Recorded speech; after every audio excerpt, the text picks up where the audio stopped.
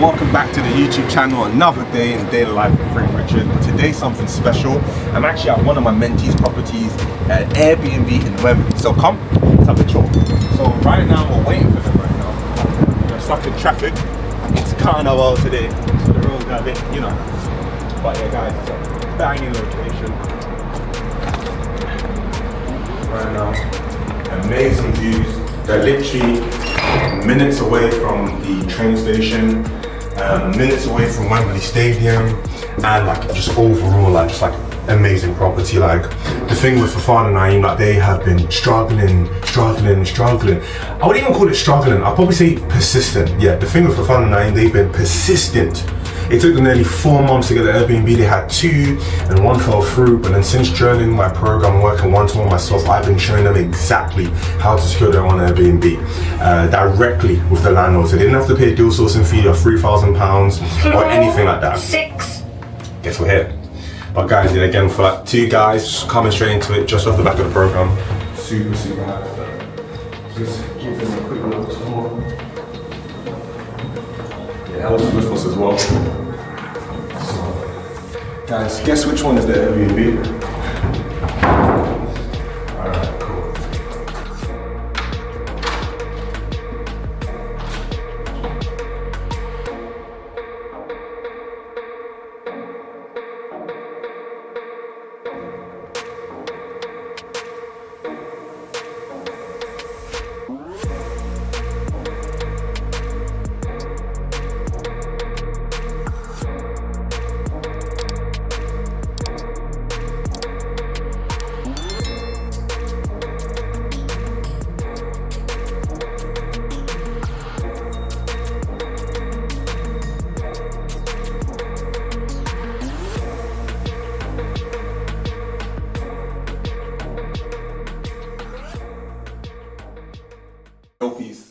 Finally with Fafana and Naeem at the 2-bedroom property in Wembley. Guys, what are we saying?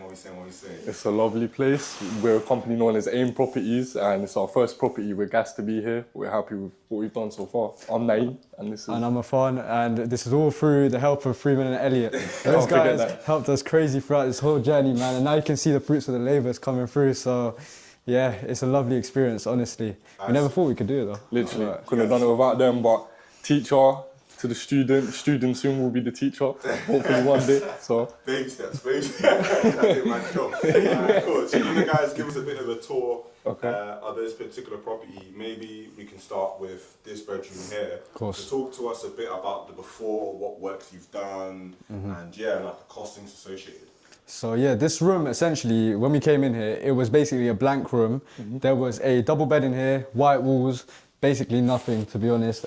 So when we came here, the vision was actually to make this more of a mature sort of, because it's obviously got an ensuite as well. It's more of a mature room. So we chose like the terracotta color here and a bit of orange on the wall as well, just to add a little bit of like calmness into this room. We've got one double, a small double here, and we've got a single bed. So it caters to more of like a family sort of vibe, that sort of thing. We've got a little bit of a sweet dreams thing going up on the wall as well. You know, a nice little touch. But yeah, this is more of your like cozy room, sort of for the parents, that type of thing. For the long stays, it's quite nice as well because, you know, it's not too in your face, but it's nice. Okay, now some questions people might be saying, okay, you've got 2 bedrooms in there, why do you not just have like a queen or a king? I mean, to be honest, why would you do that? Because with this, right, you can sleep more guests, more money. That's what I'm trying to say. That's the aim of the game, right? There we go. There we go. All right, cool. Let's go to give us the next room. Of course. Sure. So the next room is another bedroom here. This is more of a brighter vibe, so we've chosen brighter colours like blue and yellow. We've got 2 double beds here, so we can help bump up that capacity to 9 guests. And yeah, we just, like we said with that room, we're trying to change up the vibe here, make it a bit brighter, maybe for the kids staying here. So slightly different to that room, that's adjacent. Cool. And what was there before? Here, I mean, again, like the other room, it was a blank canvas. We came in here, one of these double beds was in here, one was in the other room. We decided to put them both in here because this is quite a big room in comparison to that one as well. So you could easily sleep 4 people in here without having it feeling overcrowded at all, especially if it's like younger people in here as well. It really caters to them. Got a nice, lovely big windows as well, a lot of light that comes in here. And yeah, we opted for this clothing row as well, so it's a bit better than a wardrobe for space. 100%. So what are you guys charging then, kind of on average? So we use a minimum rate of 200, but we're going upwards about 220 to 250. When it is an event night, obviously that can go upwards to like 300 a night, so it's brilliant in comparison to our And rent. that's the great thing about Wembley, because there's always events on. We're right next to the stadium, so definitely brings in a lot more money. 100%. So like on average, like what type of occupancy you guys are expecting to receive, and how much profit conservatively should you guys be making? I mean, so we've only had this property from this month, right? But as soon as we listed it, we started getting bookings in from the next day. We've only had about 3 or 4 nights this whole month from the 12th to now, which have not been booked. So based off of that, we're getting really high occupancy. I'd say around about the 70 to 80 definitely as a minimum. We're looking to make upwards of £1,200 a month on this property. So yeah. Sick, smashing. Cool, that's done. Let's go to the next room. So straight through here. Obviously this is the little walkway entrance section. You've got a little piece of art here, brightening up a little bit. Nice. You've got a bathroom in here as well. This is the main bathroom.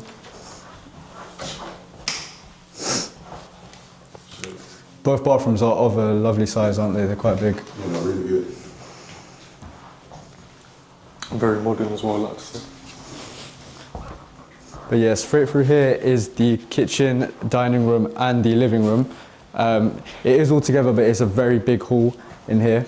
We've got this lovely table as well that we managed to pick up for only £180. So it's brilliant, isn't it? It's a pool table, a dining table, exactly. It's an amazing table. Honestly, just value for money with this one. Yeah. You've got to look for that when you're finding your first property, trying to save some money around the book. So like talking about like, you know, setting up your first property around, like, it seems like you guys have done quite a bit, so it's, you know, practically not furnished to like Airbnb standard. Not at all. Like you said, a lot of this stuff were blank canvases. I'm assuming you didn't have this sofa bed, didn't have this carpet, or this ping pong / snooker table / It's everything, yeah. That's everything table. Everything you know what I mean? table. I think that might be the second bed, but that aside, like, you know, that sounds like it's a lot of money, right? So like, how much did you guys spend? You know, 5K, 6K? Like, I mean, just on you'd expect furniture? that, right? You'd expect 100%. that 5K, that 6K, that 7K. You hear that a lot on TikTok and stuff as well, don't you? But when we came in here, right, we had a mission to get it done as cheap as possible, but also that everything has a purpose, is practical. So we only got this table for £180. It retails for 500. How did we do that? Facebook Marketplace is like our best friend, right? So Just we like wanted the sofa we got as well. Exactly, the sofa as well. If anyone wants to guess how much we got this for, you'd say, okay, maybe a couple £100, right? Retail on this is about 700. It's free. It was free. Other than the labour. Yeah, it costs a Other bit than the labour. Yeah, but it's apart from work, that, but you save the money, so it's worth it at the end of the day. it's a numbers game, innit? 100%. That's what it is. 100%. Now, obviously, you guys got this amazing view. Beautiful, Can't beautiful obviously view, just, you know, ignore. This was like a big selling point because, Of course. again, just for some context, right? You guys, this wasn't the only flat that was offered in this particular property, right? No, it wasn't. So talk to us a bit about that. So there was another apartment literally just around that corner. It was facing straight that way. The view was similar, but that was a lower floor flat. So it wasn't this high up. Now, when you come up here, right, and you're greeted with this beautiful view with, I think that's Acton Towers on that side. It's quite a lovely view here. It's a really good selling point for the photos as well, just because when you come back from a concert or if it is a long stay, you have a place to just chill out. You come outside, you can just kind of, you know, relax, get into your zone. Very relaxing, especially at night time. It's honestly beautiful. We have some pictures of it. But then some may It's even argue, you know, you obviously paid a bit more for this flat than the other flat.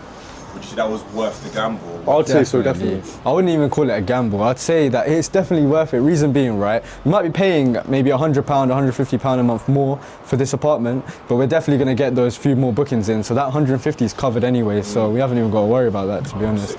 Yeah. It's all about guest experience, and from what we've seen so far, they're loving the view, they're loving the cleanliness of the property, the standard we furnished it to. So it's all the work we've put in is coming out to be worth it, definitely.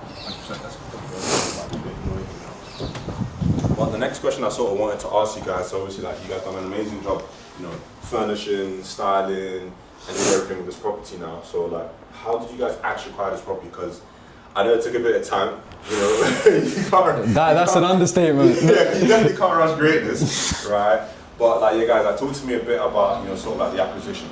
Well, obviously, in the early stages of acquiring the property, we went through a lot of no's. There was a lot of hardship, a lot of long nights scouting for viewings, up and down London, different areas, trying to fit in about 6 viewings in one day. And it was stressful because we'd always go in with a perfect pitch in our head. We thought we nailed it. A week later, it turns out they didn't want the property. to be let to us due to any reason. Maybe they didn't like company lets, maybe they just weren't comfortable with the experience we were providing them. And obviously it was hard at first, but we just pushed through it. We overcame it. And to be honest, what we sort of came to understand is it's not that they don't like it, it's just we didn't know how to pitch it. Let's be honest. So that's what it was, right? There's always an answer to every no, isn't there? And that's what we learned from you guys, obviously. Definitely. But yeah, so after that, we came to the conclusion, okay, instead of booking in 6 viewings a day, right, that some of the properties, I'll be honest, they weren't even worth viewing. We need to knock it down to only quality viewings. So ones that if we know that, okay, if they say yes, we're 100% going to take this on. So once we adopted that sort of approach, we started looking at properties that were definitely going to make us money. Nothing that was like, oh, it might make us a decent amount of profit, it might not, because we were really picky with what we choose. We found Wembley just by the luck of it. It's not too far from where we live as well. And we were like, okay, I mean, there's a stadium here, right? There must be some sort of demand. There's a bunch of hotels here. It's quite a lively, popping area all throughout the year. So when we looked at properties in Wembley, we found quite a few. But then we came across this one, and initially we looked at the other property in the other building, like we spoke about on the balcony, but we didn't go for that one because it was that little bit smaller. But again, this view was an amazing selling point for us. It was definitely the reason we chose this. We found it on Rightmove, so we found the whole block management, we contacted them, had a little bit of a chat with them, got on with the manager and the agent, and then yeah, from there it was quite simple. Cool. Now, and so obviously, like, your journey is one of like extreme persistence. So like, what's one advice that you give to someone who's starting out, who are looking and they've had no after no after no, they've gone countless amount of viewings? Like, what are like 1 or 2 like tips and advice that you guys would sort of give? I'll definitely say that social media definitely portrays property as something that can be easy to get into. That they don't show you the hardship, the late nights, the no's, the feeling of self-worth you might lose from the amount of rejections you get. But I feel like you have to build yourself into a character that is ready to accept the no's and ready to keep moving forward no matter what. And once you have the mentorship from people that know what they're doing with experience in the game, once you've learned lessons from them said people, you just need to apply it constantly. You need to keep pushing yourself forward through the no's, like I said, and eventually you will get there. It's a story of persistence, hard work, and just seeking advice from people that know what they're doing, and you'll honestly make it.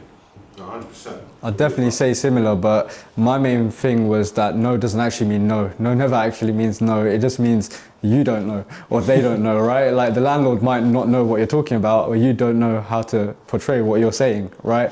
It's just about gaining that experience, gaining that skill over time, and it's just sticking to it is the one thing that we've learned we have had to do. If we gave up 2 or 3 months ago, right, after like God knows how many no's, I'll be honest, like there were points that we were just sitting there in the car thinking like, how much more can we go on with this? Like, it's ridiculous. Then we thought, okay, maybe it's like, this isn't real, it can't be real. There's no way we're gonna get a property. Like, if everybody's doing it so easily, surely everybody else would be doing it, right? But then, I mean, we're here now. It's like the classic image of you see someone mining for diamonds, they stop right before they get to them. People quit too early, they have the no's first and they quit right before greatness. But you just got to keep going, and honestly, once we've tasted that first win, thanks to your help, now we know where we're going in the future. It gave us a taste of winning, and we're just ready for more now. So 100%. So last 2 questions for me, right? So obviously, the mentorship came at a price, but I give loads of free game on my social media. There's loads of free stuff on YouTube, TikTok. You've even got ChatGPT now. Yeah. Why did you guys actually want to invest in your education, invest in yourself? Like, why? You could have just done it for free. For me personally, it was because hearing it from someone who's actually done it themselves and has more of a personal interest in seeing you succeed goes a long way. Because like you said, there's a lot of advice on YouTube for free, but one, they don't have a personal connection with you, which I definitely felt in this mentorship program. And 2, a lot of them haven't actually got the portfolio themselves, even though they may seem like they do. So I feel like hearing that experience and having that connection with your mentor firsthand definitely helps. I mean, me coming from a business background previously as well, right? I've learned that if you don't know what you're doing, it's 100% going to be a long process to get to where you are, just to know what you're doing again, right? So you're going to have to take those falls, you're going to have to take those losses. And what we understood early on was like, okay, cool. We don't want to be taking those losses. We don't want to be falling again and again and again. If somebody's already done that, why would we not just give them a bit of money? Yeah, it is costly, but at the end of the day, right, we probably save more than what we would have if we took on a rubbish deal and lost all our money. We probably lost thousands doing that. But now We've taken on it still. We're happy with it. Money's coming in. It's great, and that's all towards the mentorship, right? I mean, without you guys, we probably got a property near our house. No amenities. Thinking, yeah, man, it's down the road. We're gonna manage it great. But yeah, thank God we didn't do that. Listen, my last question for AIM Properties. What are you guys' goal for the next 12 months? How many properties do you guys want to have? We've already laid this out. Sky's the limit, man. Sky's the limit. But in terms minimum of the next 10, 12 months, minimum 10 by this time. Base 10. That's not a target. That's like, if we don't reach that, something's wrong, man. Yeah. Like, we need to be at a baseline. But yeah, the sky's the limit, right? We've got to keep going. It's grinding like you're on zero again. We're back to nothing and we just keep going. So that's what it is. Cool. Appreciate it, guys. Yeah, thanks. Of course. Everything that we're talking about with skills and developing new skills, there's obviously an element of discipline, naturally, right? So simply looking at what is discipline or self-discipline, when the desire to become the highest version of yourself outweighs cheap pleasures, right? I love that one, right? And within that as well, like I said, trying to not waste a single spare minute. You could spend that 10, 15 minutes when you're early to your appointment or you're early to your interview and just quickly check the gram, but use that spare minute to develop yourself. Use that spare minute to increase your income. Use that spare minute to develop a single skill. And like John says, just 30 minutes, even 15 minutes a day. And just compounds it. But yeah, guys, I really hope you appreciated this episode. I feel like we've been dropping a lot of game. So I think how we like to be rewarded with our consistency, just pressing that like button. Just pressing that subscribe button. That one button. That one button. Matt, the biggest button on your screen right now. Right? The biggest button on your screen right now after the pause button. So please, guys, please like, please share, please subscribe. Please tell a friend, tell your mum, tell your dad, tell his mistress. Jeez. Please tell her. Right?